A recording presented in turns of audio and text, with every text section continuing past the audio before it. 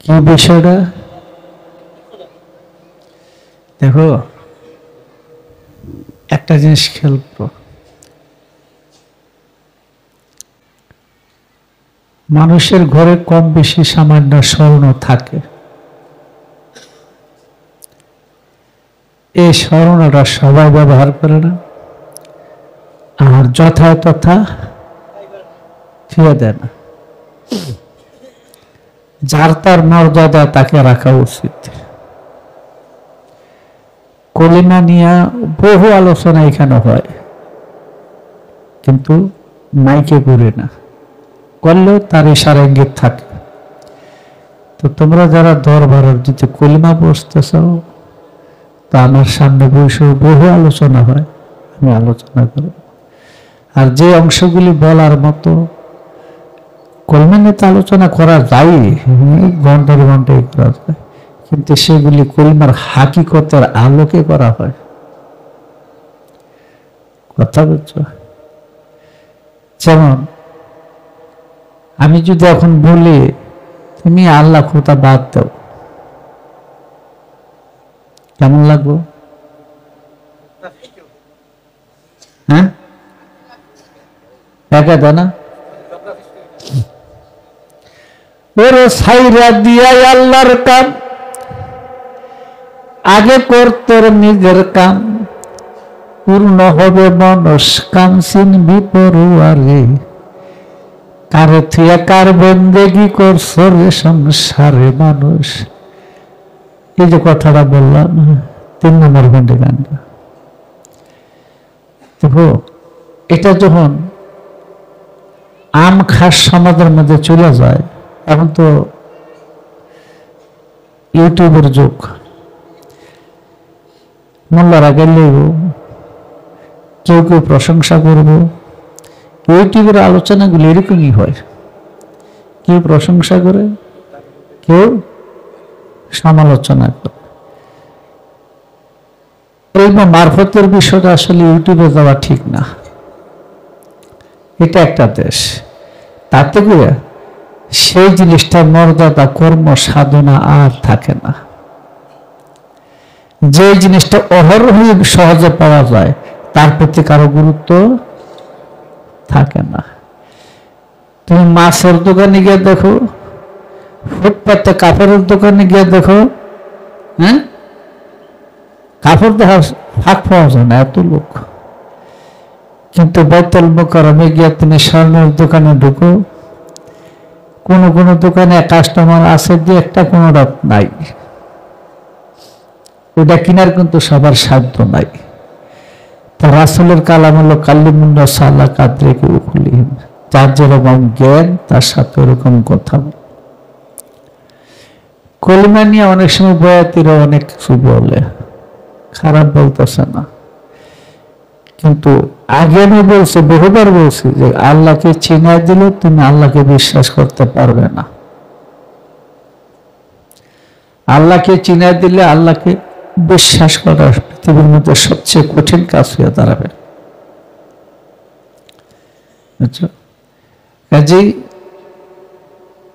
ইলমে মারফতের ভাগটা, এটা আমি মনে করি এটা মর্যাদার জন্য, যার যার গুরুর কাছে শিক্ষা নিয়ে সেভাবে জীবন পরিচালনা করে বাস্তবে মুক্তি লাভ করাটাই ঠিক। আমরা খালি ইশারা দেওয়া যায় অনেক সময়, বুঝো না? বলছে যখন কলমা পড়বে তখন মুর্শিদের রূপটা খেয়াল করে হইল, এটা একটা ইশারা, বুঝো না? লালন বলছে না, আইন বেজিলেন রাসূলুল্লাহ, মুখে বল রে সদায় লা ইলাহা, তো বাকিটা গেল কই? লা ইলাহা ইল্লাল্লাহ তো কাফেররা কইতো, আরবে কাফেররা লা ইলাহা ইল্লাল্লাহ মানতো, কিন্তু মুহাম্মদ রাসূল তো লালন তো বলছে আইন বেজিলেন রাসূলুল্লাহ, মুখে বল রে সদায় লা ইলাহা, তো তিনি তো মুহাম্মদ রাসূল কইলেন না, বাদ রাখে নাই। তিনি শেষে বলতেছে নামের সহিত রূপ, কি কইছে? নাম থাকলেই হবে না, কি থাকতে হবে? রূপ পাবে কই? 1400 বছর আগে গিয়ে রূপ পাবে? বুঝালেও কি বুঝতেছে? নামের সহিত রূপ ধ্যানেতে রাখিয়া জপ, প্যানি সানায় যদি ডাকো, চিনবি কি রূপ কি আল্লাহ, মুখে বল রে সদাই লা ইলাহা ইল্লাল্লাহ। রাজা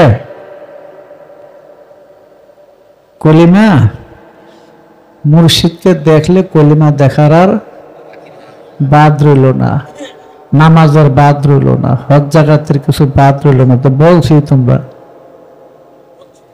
এরপর যদি পাঠ পাঠ করে ভাগতে হয় বুঝতে হয় সেটা বসতে হবে, কথা বুঝছো না? তো কলিমা না দেখা পড়া চায় না, কলিমা দেখেই পড়তে হবে, বুঝো নাই? নাইলে মান কালা লা ইলাহা ইল্লাল্লাহু আলফা আলফা মাররাতুল বিলা তাহকিক ফাহুয়া কাফিরুন, বিনা তাহকিকে না জানা না দেখে না বুঝা না প্রমাণ পঞ্জি করে হাজার হাজার বার কলিমা পড়লেও সেই ব্যক্তিটা কাফিরই থাকবে।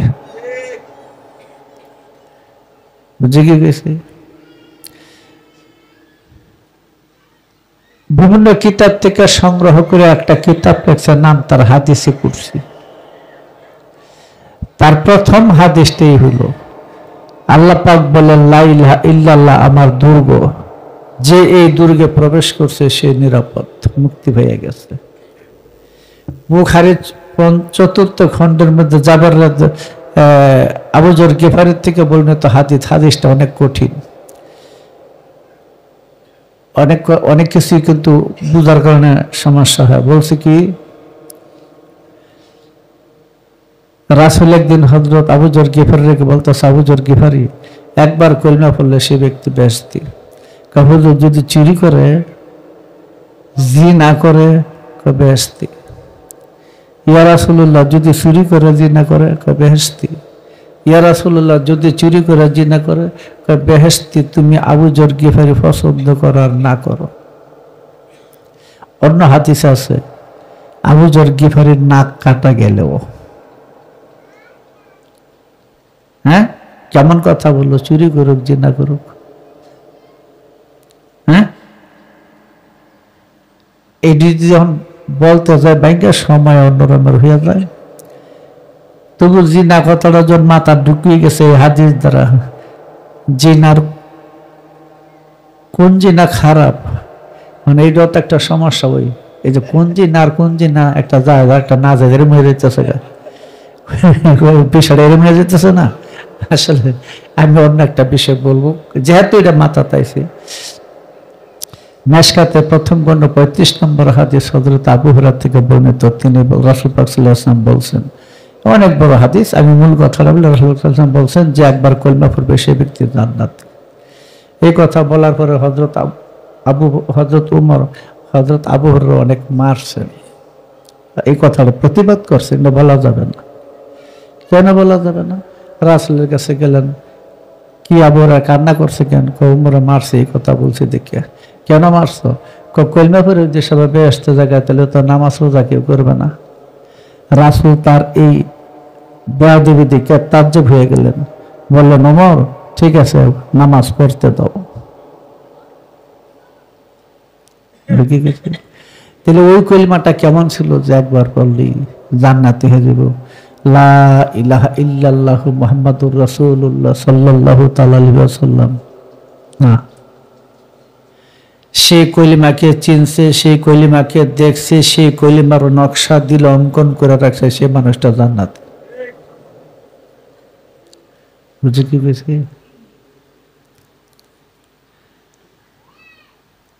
ও তোর কলিমার ভেদ না জানিলে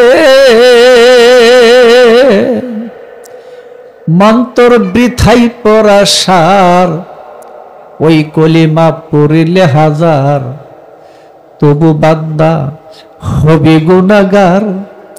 হাদিসে এলো সমাচার, কামেল পীরের সঙ্গ করো, মর্ম জেনে কর্ম সারো। কালেমাকে সাবেত করো বিস্তারিত তার। কালেমার সাবেত হইলে তোমার দিলের বুঝবে অন্ধকার। কালেমা পড়িলে হাজার তবু বান্দা হবে গুনাহগার। হাদিসে এলো সমাচার। কালিমার তাসলিয়ত করে বিশ্লেষণ করে। লা বলতে লা শরীক করো, ইলাহাতে বাতাস ধরো, ইল্লাতে এশকের আগুন জ্বালয় নিবার। কলিমার তাসলিয়ত দুই রকমের, একটা লাই থেকে হু আর একটা হু থেকে লা। এখান থেকে নজরুল দেখাচ্ছে, ওরে আল্লাহ বলতে পানির মতো স্বভাব চাই তোমার। কালেমা পড়িলে হাজার তবু বান্দা হবে গুনাহগার। হাদিসে এলো সমাচার। হু বলতে হো মাটির মতো, দয়াল নবীর অনুগত। দিবারাত্র অবিরত থাইকো ইন্তেজার। তোমার মুর্শিদ বিনে কেউ হবে না সেদিন পারের কর্ণধার। কালেমা পড়িলে হাজার তবু বান্দা হবে গুনাহগার। হাদিসে এলো সমাচার। দরবেশ কাদির চাঁদের মুখের বাণী, নিঃসরজ্জব সত্য জানি। নইলে বৃথা জিন্দে গানি তোর বুতেরই বেগার। জানলে কালেমার বেদ বিষয় বস্তু পাবি মাওলাজির দিদার। কালেমা পড়িলে হাজার তবু বান্দা হবে গুনাহগার। হাদিসে এলো সমাচার। দাদার গান কলিমা দিয়ে জগৎ সৃষ্টি, কলিমা এই জগৎ। কলিমার মধ্যে আল্লাহ নবী হকাল পরকাল বেহেশত দোজখ সেই যে সমগ্র সৃষ্টি এক কলিমার ভিতরে লুকাই রয়েছে। কলিমার তাসলিয়ত একটা জীবনও শেষ করতে পারবে না কেউ। এটা অনন্ত অসীমের জ্ঞান ভান্ডার জ্ঞান। তবে কলিমায় হাঁটে চলে খায়, বুঝো নাই? কলিমায় হাঁটে চলে খায়। কি বলছে? নামের সহিত রূপ ধ্যানেতে রাখিয়া জপ, বেনিশানায় যদি ডাকো চিনবি কি রূপকে আল্লাহ। মুখে বল রে সদাই লা ইলাহা ইল্লাল্লাহ। যাকে আমি ধ্যানে দেখতেছি আল্লাহকে এক জানলে হবে না, মানুষকে এক জানতে হবে, নইলে শিরকিতে ডুবতে হবে। আল্লাহকে এক জানলে হবে না, মানুষকে এক জানতে হবে। তাই ধ্যানে দিদারে যাকে দেখা যাবে সেই সম্পর্কে বলছেন, লা শরীক জানিয়া তাকে পরকালাম দিলে মুখে, মুক্তি পাবি থাকবি সুখে, দেখবি রে নূর তাজাল্লাহ। হ্যাঁ, আগের কথা ছিল লা ইলাহা নফি সহায় ইল্লাল্লাহ, সে দিন দয়াময়। নফি এসবাত ইহারে কয়, সেই তো ইবাদতুল্লাহ। মুখে বল রে সদা লা ইলাহা ইল্লাল্লাহ। লা ইলাহা আন্ডা ইল্লাল্লাহ বাচ্চা, ও বাচ্চারা যে বুঝা নিছে সেই কলিমা বুঝা লাইছে। কি কিছু বুঝো? বলেছেন সে আল্লাহ নুরি ওই জিকিরের দরজা ভারী, সিরাজ সাইতায় কয় ফুকারিয়ে শুনরে লালন বেলেল্লাহ। মুখে বল রে সদা লা ইলাহা ইল্লাল্লাহ। এটার বিশাল বিশাল রহস্যময় একটা তাসলিয়ত আছে। এটা গেল এক সাইড। আমি সংক্ষিপ্ত কয়েকটা কথা বলে শেষ করব।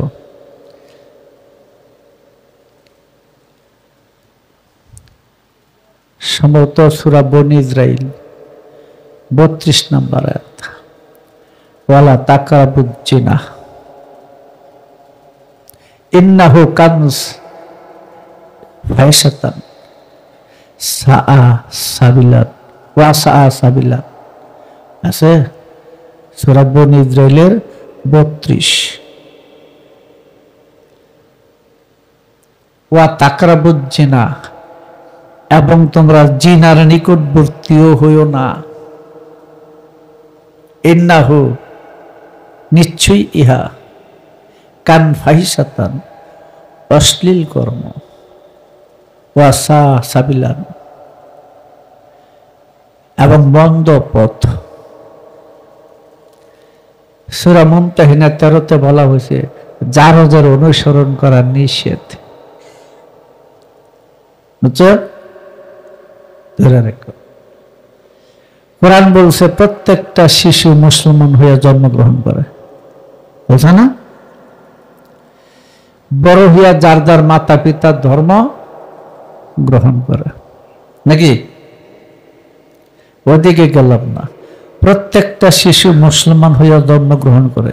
সে হিন্দু, বৌদ্ধ, খ্রিস্টান, ইহুদি, নাসারা জনস্বার্থে যে ঘরে জন্মগ্রহণ করে সে মুসলমান। কেন তাকে মুসলমান ঘোষণা দিয়েছে? নামাজ, হজ, যাকাত, কলিমা আদায় করছে, তাহলে মুসলমান হইল কেমনে? আল ইসলাম দ্বীনুল ফিতরাত, ইসলাম হল স্বভাব ধর্ম, পবিত্র স্বভাবের কারণে তাকে মুসলমান ঘোষণা করা হয়েছে।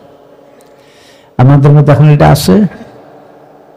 হ্যাঁ, এর তো নামাজ পড়তে পড়ে জাহান্নামী দাগ পর্যন্ত কপালে ফেলা দিল, তারপর আল্লাহ একবার কইল না যে তুমি প্রতি খুশি হয়েছি, তুমি মুসলমান হয়ে গেছো, বুঝছে? হ্যাঁ, ওটা আরো দমক দেয়, ইয়া আইয়ুহাল্লাযিনা আমানু উদখুলু ফিস-সিলমি কাফা। যারা ঈমান আনছো, যারা মুরিদ হয় না তাদেরকে বলে নাই, আল্লাহ বলছে যাদের মুরিদ হয়েছে তাদেরকে বলতেছে যারা ঈমান আনছো তোমরা পরিপূর্ণ ইসলামে দাখিল হও, নাকি?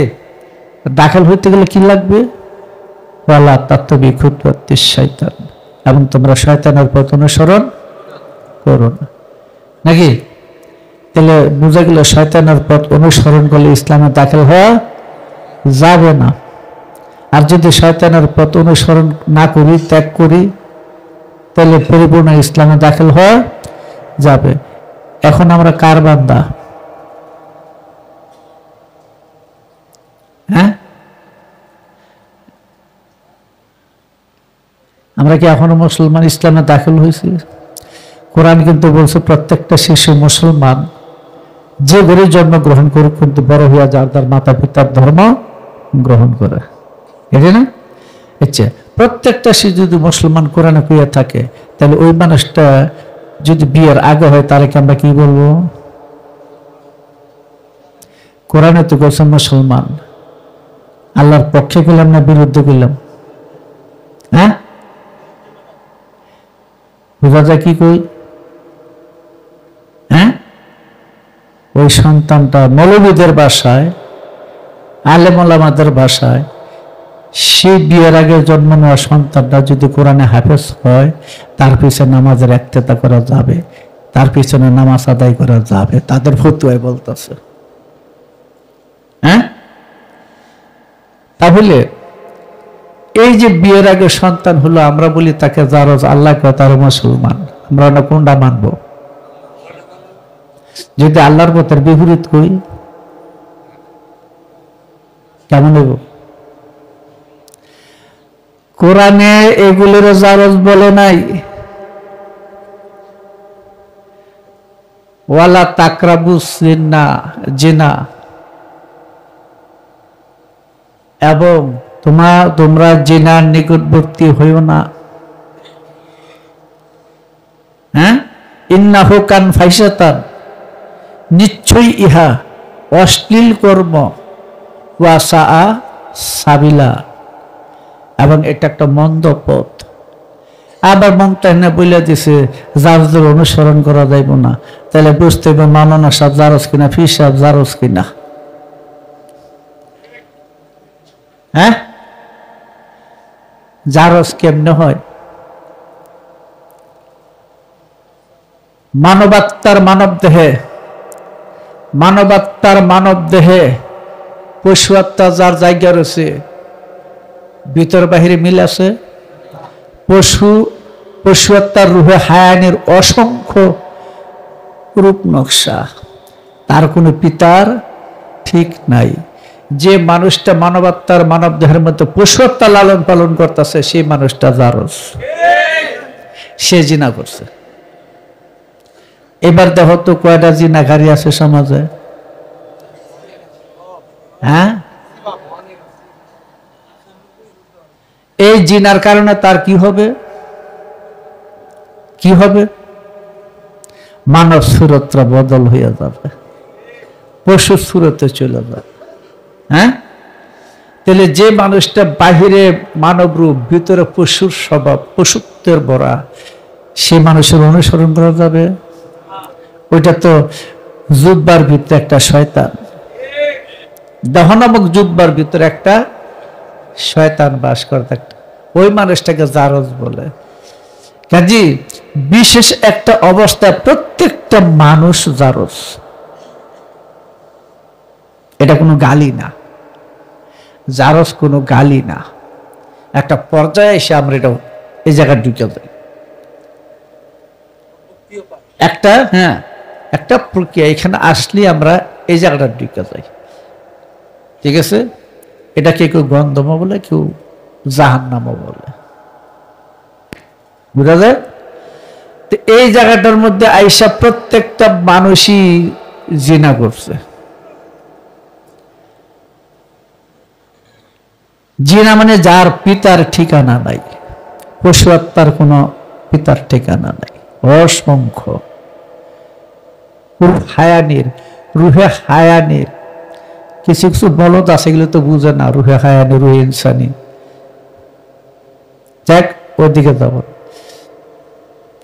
এই রুহে হায়ানি যার মধ্যে জাগ্রত হয়ে গেছে, কিন্তু সুরতটা মানুষের, ওই মানুষটা জারজ, জিনা করছে। কার সাথে জিনা করছে? পশুত্বের সাথে। কথা বুঝছো? এই জিনার সাক্ষী কয়জন? কয়জন জানি সাক্ষী লাগে? 4 জন। চট্টর চট্টর করে খরম ফাও দিয়ে আওয়াজ করিয়া, খরম ফাটলে চট্টর চট্টর আওয়াজ হয় না? কাঠের খরম। এরকম চট্টর চট্টর করে আওয়াজ করিয়া যদি গিয়া ধরতে পারে একটা নারী পুরুষ জিনা করতেছে, তাইলে ওই সাক্ষী ঠিক আছে। আর না হইলে উল্টা হ্যাঁ শাস্তি হবে। কথাটা বুঝো। সাক্ষী কয়জন লাগবে? 4 জন। কি কি? লাওমা, মুলহেমা, মুতমাইন্না, নফসে রহমানি। এই 4টা সাক্ষী নফসে আম্মারার কুপ্রবৃত্তির, কুমতি নারীর জিনার সাক্ষী হলো 4টা। বুঝছো? 4টা হলো এখানে সাক্ষী। যেদিন এই কুমতি নারী তুমি সুমতি বানাইতে পারবা, সেদিন তুমি জারজত থেকে, জিনার থেকে মুক্তি পাইলা। সেদিন তোমার এই মানব রূপটা চিরদিন থেকে যাবে, মৃত্যুঞ্জয় হয়ে যাবে। মুতু কাবলা আন্তা মৌত, মরে যাওয়ার আগেই মারা যাও, এটি মানুষের শেষ ঠিকানা।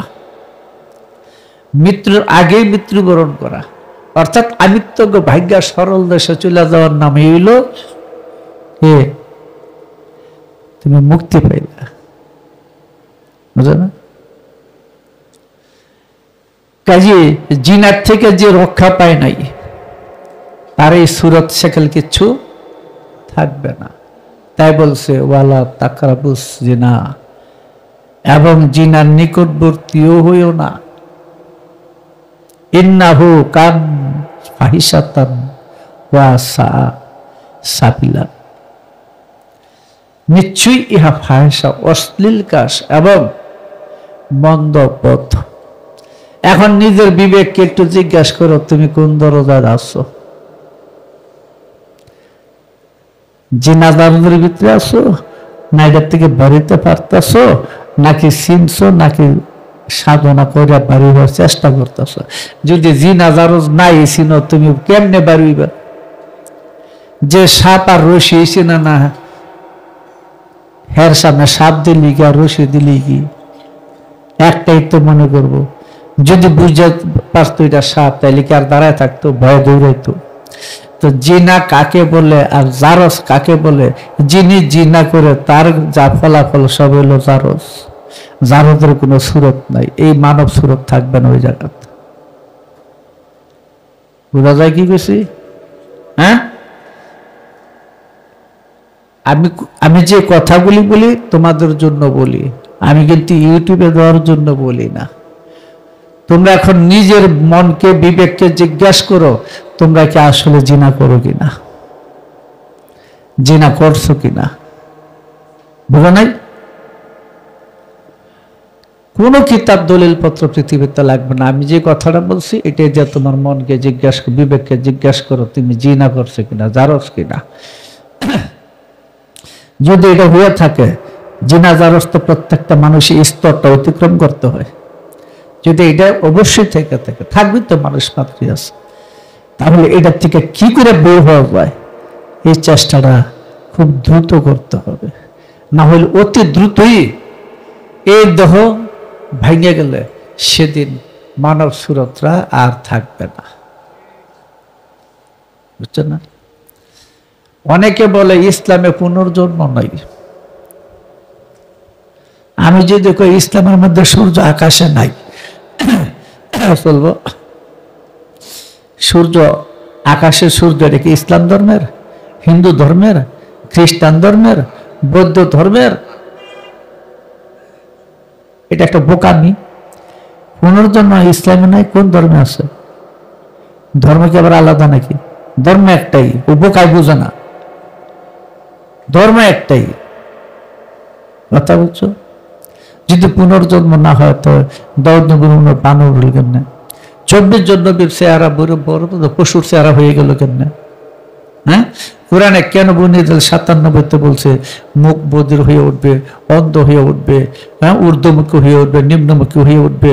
সূরা রহমানের মধ্যে কেন বললো পাপীদের চেহারা দেখে চেনা যাবে, তাদের কপালের চুল ধরে টাইনা উঠাবে, তাদের হস্ত পদে সাক্ষী দিবে। এসব পুনরুত্থান পুনর্জন্মের কথাই সবই তো আছে। এই এক ধরনের বলদ এগুলা। সেজন্য জিনা জারজ এই কথাটা তুমি যখন একটা শিশুকে বলছো তুমি গুনাহগার হয়ে যাবে। কথা বলছো? তার পিতা আছে, লিখিত দলিল নাই, এটি তো হ্যাঁ, এত দোষ নেই। এই জন্য তো আল্লাহর মুসলমান গেছে, কারো দোষ নাই হিসাবে গিয়া দেখে কারো দোষ নাই। আবার দোষ আছে, বুঝো নাই? মৌলবী কইব আমি তো করি নাই, শয়তানে করছে। তো হ্যারো দিলে ফালায় ভালো করে কয়টা মুড়া লাগলে শয়তানে দুঃখ পাইব না? তখন বুঝা যাবে দুঃখটা ভাই কেটা।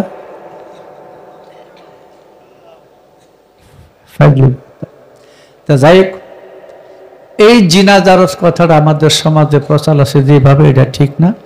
আমাদের এটা কেন বলে? সমাজে যাতে একটা সুশৃঙ্খল জীবন থাকে, সমাজের মধ্যে যেন উচ্ছৃঙ্খলতার সৃষ্টি না হয়, সমাজের মধ্যে যেন দ্বন্দ্ব বিভেদ সৃষ্টি না হয়, সেই জন্য এটা বলা হয়। কিন্তু আসলে এটা ঠিক না। কোরআন মতে, কোরআনের ভাষা, প্রত্যেকটা শিশু মুসলমান, তাকে জিনা জারজের অভিযুক্ত দেওয়া যাবে না। কথা বলছো? যাই, এটাই পর্যন্তই। এই ছোট ছোট করে আলোচনা করি। আরেকটা আলোচনা দেখলাম, হুমাজা প্রথম আয়াতে বলতেছে তারা অবশ্যই ভোগ করিবে। কারা? যারা সামনে নিন্দা করে মানুষের, পিছনে মানুষকে গীবত করে, হ্যাঁ, তারা অবশ্যই শাস্তি ভোগ করবে। যদি আমি বুঝতেছি, একটা ভাবের থেকে বুঝতেছি, আমি আয়াতের মূল অংশ বুঝতেছি। যারা গুন্ডা টাকা জমায়েত হয়ে দেয়, হুমাজা গুন্ডা টাকা প্রত্যেক দিনই করে, কমলো না বাড়লো। দেখ, আর ওরা মনে করে এই অর্থটাই তাকে চিরদিন বাঁচায় রাখবে। এটা 3 নম্বর কথা। কথা বলছো? এটা 3 নম্বর কথা আয়াতের। তা কখনো হবে না। এদের জন্য দুর্ভোগ বলতেছে, ওয়ামাদ্রাকা মাল হুতামা, সম্ভবত 5 নম্বর আয়াত। তোমাকে কৃষি বুঝে হুতমা কি জিনিস, দোজকটা কি জিনিস। 6 নম্বরে বলে দিচ্ছে নারুল্লাহিল মুকাদ্দার, এটা একটা প্রজ্বলিত আগুন, এটা একটা প্রজ্বলিত আগুন। এই আগুনটার কাজটা কি? আল্লাতি তাত্তালু আলাল আফিয়াদা, এটা অন্তর্জগৎটাকে পুরা সারকার কইরা দেয়। দেহের কোনো ক্ষতি হয় না, কিন্তু অন্তরটা পুরা সারকার হয়ে যায়। এ হুতামা দুজক, প্রজ্বলিত আল্লাহর আগুন। এই আগুনটার নাম কি? যে দুজকটার নাম হুতামা দুজক, যেটা মানুষের অন্তরকে সারকার করে দেয়। যে দুজকের আগুন থেকে পৃথিবীর কোনো মানুষ বাঁচতে পারে না। চুলার আগুন থেকে মানুষ দৌড়ায় বাঁচে, জাগতিক আগুন থেকে মানুষ দৌড়ায় পালায় বাঁচতে চেষ্টা করে, কিন্তু হুতামা দুজকের আগুনটা মানুষ এটার থেকে কোনোদিন পালাইতে পারে না। না পেরে কি করে? আত্মহত্যা করে, গলা ফাঁসি দেয়, মানুষের সাথে মারামারি খুনাখুনি করে। ওই সেই দুজকের আগুনটার নাম হলো প্রতিহিংসার আগুন। বুঝে কি বেশি? হ্যাঁ, এই আগুনটা থাকে কোথায়?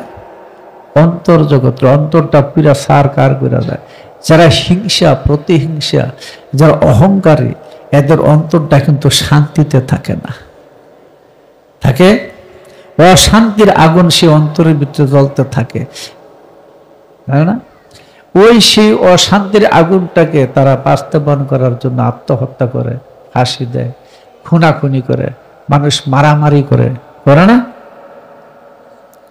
এটাকে বলছে হুতামা দুজক। কথা বুঝছো? আর যদি যারো ছও জিনা করো, তাহলে তোমাকে সাকার দুজকের মধ্যে নিক্ষেপ করাবে। তোমাকে কৃষি বুঝে সাকার দুজক কি জিনিস? নারুল্লাহ লাবাহাতুল্লিল বাসার, এটা দূরও রাখবে না, সাইরও দিবে না। অর্থাৎ এটা 3 জামাতের ভিতর তোমাকে ঘুরাইবে, ভ্রমণ করবে। মনুষ্য জগতে তোমাকে আর উঠতে দিতেছে না। এই মনুষ্য জগৎ, মানুষ দেহটা হারাইয়া যারা হারাবে, মানব দেহটাকে যারা হারাবে, তারা চলে যাবে পশুর কুলে, জন্ম নেবে। পশুর কুলে যাওয়ার সাথে সাথে তুমি জাহান্নামী হইবে। কথা বুঝছো?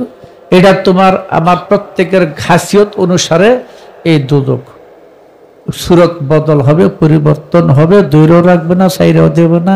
এক সুরত বাঁকবে, আর এক সুরত আইসা ধরবে। কথা বুঝছো? এটা মনে করে না হিন্দু ধর্মের কথা, অমুক ধর্মের কথা না। এই 3 জামাতের চক্রটা কোন ধর্মের, মানে লৌকিক ধর্মের না। হিন্দু, মুসলমান, বৌদ্ধ, খ্রিস্টান, এটা লৌকিক ধর্ম। ধর্ম একটা পৃথিবীতে, সে ধর্ম হলো মানবতা, মনুষ্যত্ব। এটা হলো ধর্ম। এটাই খাঁটি হিন্দু, মুসলমান, বৌদ্ধ, খ্রিস্টান। দেখে যেটার মধ্যে শান্তিবাদ, যেটার মধ্যে আমরা বলি নফসে মুতমাইনা, নফসে মুতমাইনা, খান্নাস মুক্ত স্বভাব, শয়তান মুক্ত স্বভাব, ইবলিশ মুক্ত স্বভাব, পবিত্র স্বভাবটাকে বলে নফসে মুতমাইনা। নফসে মুতমাইনার অধিকারী মানুষটি হলো শান্তিবাদী। শান্তিবাদী মানুষটি হলো সত্যিকারের মুসলমান, জান্নাতি। কথা বুঝো? কাজে যার ভিতর থেকে হিংসা, বিদ্বেষ, অহংকার ইত্যাদি কোনো কিছু দূর হয় নাই, যে সরে নাই, হ্যাঁ, বোঝা যেত, সে ধরে রাখতে পারবে, লিখে রাখতে পারবে যে আমার আখেরাত ধ্বংস। কথা বুঝছো? ধরো তুমি একটা মানুষ দিকে কপাল থুবে বেজারে বয়ে রয়েছো, দোষটা কি কপালের? এটা কোন জায়গায় বাঁকা হয়েছে? মনের ভিতরে। তাহলে তোমার মনের ভিতরে মারা গুণ, এটা রোগ। তোমার মনের মধ্যে রোগ আছে, ওইটাই সেইখানে আইছে, ওইখানে সেইখানে আইছে, গালি দিছ, হ্যাঁ, দেখছো না? ওইটাই সেইখানে আইছে, তুমি খারাপ দেখছো, হ্যাঁ। এর জন্য বুঝা গেছে আমার ভিতরের অবস্থানটা বাহিরের চেহারার মধ্যে ফুটে উঠছে, উঠছে না? হ্যাঁ, কাজেই ভিতর যে পর্যন্ত পরিষ্কার না হবে সেই পর্যন্ত কিন্তু তুমি দোয়া দুরূদ সুবহানাল্লাহ আলহামদুলিল্লাহ নামাজ রোজা কইরা কোনো কুল পাবে না। ওইটা আগে ঠিক করতে হবে। যদি বাঁচতে চাও, মুক্তি হইতে চাও, মানে এই জন্মে চিরদিন থাকতে চাও, তাহলে এই কথাটা তোমার মানতেই হবে। কথা বুঝছো? এটা অন্য ভাষায় বললো আর কি, যে তুমি জিনার থেকে বের হয়ে যাবে, আর নাহলে তুমি জারর হইয়া হাসর উঠবে। যেদিন জারর হইয়া হাসর উঠবে সেদিন তোমার মানব সুরতটা থাকবে না। আমি কি বলি এটা মাথায় রাখো, কাজে লাগবে। না হইলে পরিবর্তিতে কি হবে সেইটাও কিন্তু কোরআনে বইলা দিছে। সেদিন পাপীরা বলবো, আল্লাহ আমরা তো এবার স্বচক্ষে দেখলাম, আমাদেরকে পৃথিবীতে ফিরে দেন, আমরা যেন সৎকর্ম করে আসতে পারি। এই পৃথিবী বলতে মাটির পৃথিবী না, দেহ পৃথিবী। কিন্তু আল্লাহ বলবে তোমাদেরকে আর ফিরে দেওয়া হবে না, তোমাদের কৃতকর্মের ফল ভোগ করো। কোরআনে দিয়ে দিছে। এখন বিশ্বাস করে না, তখন কিন্তু বিশ্বাস করে ফিরাইতে না, এটা কোরআনে বলে দিয়েছে। কাজে ভিতরের জঞ্জাল, হিংসা বিদ্বেষ অহংকার পশু আত্মার স্বভাব, নফসে আম্মারার কুপ্রবৃত্তির স্বভাব, এটা দ্রুতই আমাদেরকে নিয়ন্ত্রণ, যতটুক যার শক্তি তাড়াতাড়ি দ্রুত নিয়ন্ত্রণ করো। এটা কে কতটুক পারবে? যে গুরুর প্রতি যার বিশ্বাস ভক্তি যতটুক দৃঢ় আছে সে ততটুক দ্রুত পারবে। পবিত্র আর অপবিত্র কি এক জিনিস থাকে? কাজে যার দিলের মধ্যে মুর্শিদ ভাস করে সেই মানুষটাকে কোনোদিন দুজকের আগুনে স্পর্শ করবে না। কি কিছু বোঝা যায়? আর যে মানুষের দিলের মধ্যে গুরু ভাস করে না, ওই দিলে কে বাস করে? কোরআনে পরিষ্কার দিয়ে দিয়েছে, যারা রহমানের স্মরণ থেকে বিমুখ হয় আল্লাহ তাদের জন্য একটা শয়তান নিযুক্ত করেন এবং সে হয় তার সঙ্গী। বলছে না?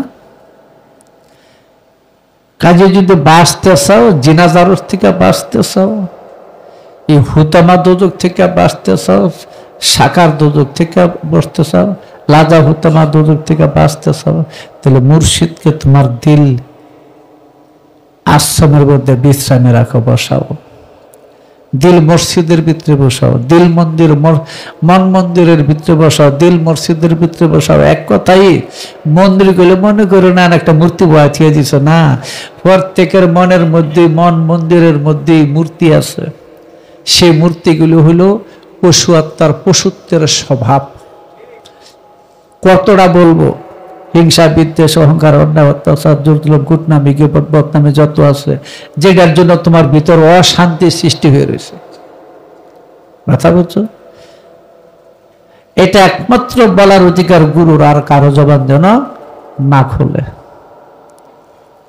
তো সবাই কি করব?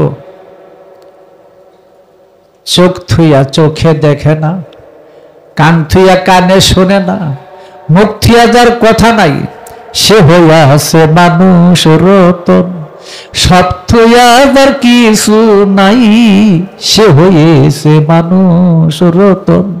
এই দেশটা পারি না দাও বন্ধু, তুমি ওইখান যাইতে পারবে না। যার চোখ বান্দরের মতো ঘুরতেছে, কান পাতলা হয়ে গেছে, মুখে বকবক করতেছে, ওইটা ওই দেশটা যেতে পারবে না। তুমি এই তিনটার মধ্যে তালা মারো আগে, তাহলে পারবে। কথা বলছো? আর না হইলে বক্তে বক্তে বক্তা হইয়া শেষে নিজের কিছু থাকবে না। কি বেশি বুঝো?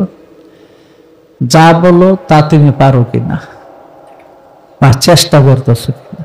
মানুষ ভুল করবে, 100 বার ভুল করবে, মানুষ তো ভালো মন্দের সৃষ্টি হই। ভুল করাটা অপরাধ না, কিন্তু ভুল ধরতে না পারাটা হইলো অপরাধ। কথা বলছো? এই জন্য এই হুতামা দুদক থেকে আমাদের বাঁচতে হবে। হ্যাঁ, এই প্রতিহিংসার আগুন, অহংকার অহমিকার যে আগুন দিলের মধ্যে জ্বলতে থাকে, এটা মানুষকে আখেরাত পর্যন্ত, এই সুরত পর্যন্ত বদলায় জাহান্নামী করে ছেড়ে দেবে। বোঝা যায় কি বলছে? হ্যাঁ, জারজ বুঝছ, জিনা বুঝছ, কি সিডি রে?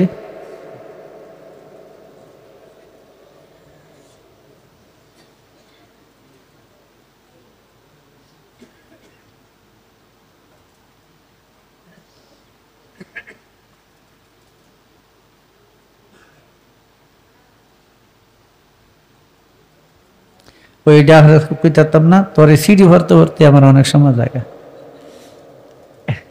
তুই ঘরে দিস বইয়া বইয়া কম না। দেখ আমি যে ছোট্ট কটা কথা বলছিলাম বোঝা গেছে? হ্যাঁ, জেনাজার বুঝছো? হ্যাঁ, কলিমা তো আলোচনা করি না, দু এক কথা বলছি। আর একটা কি বললাম? হুতামা দোজখ। বুঝা গেছে? এই সাবজেক্টগুলো একটু মাথায় রেখো, এদিকে আলোকে কথা বলো। ধর্ম এত কিছু না, এত টাকাটাকে এত চিল্লাচিল্লি ওগুলি কিছু না। ধর্ম হলো তুমি মানুষ, ভিতরের অবস্থানটা মনুষ্যত্বের মধ্যে নাই নাকি, ওটাকে ভাঙ্গা তস্তস করে পরিবর্তন রূপান্তর করে বা সংশোধন করে বা কন্ট্রোল করে বা নিয়ন্ত্রণ করে তুমি ভিতরের স্বভাবটাকে সুন্দর করে উঠায় তোলো, তোমার ধর্ম হয়ে গেছে। তোমার সেদিন ভিতরের সুরত আর বাহিরের সুরত এক হয়ে যাবে। তুমি দিনে মোহাম্মদীতে দাখিল হয়ে তুমি নিজে মোহাম্মদ হয়ে গেছো। কথা বলছো? মোহাম্মদ হওয়ার জন্য আমাদের সাধনা। মোহাম্মদ না হয়ে কেউ মৃত্যুঞ্জয় হইতে পারে না। এই মোহাম্মদী যাত্রা এটা আলাদা জিনিস। অনেক সময় বলি রুটি আর আটা, যখন আটাকে রুটি বানায় তখন আটা কোথায় যায়? হ্যাঁ, তা আল্লাহর জাতি আর সিফাত নূর যখন এক হয়ে যায় তখন কি হয়?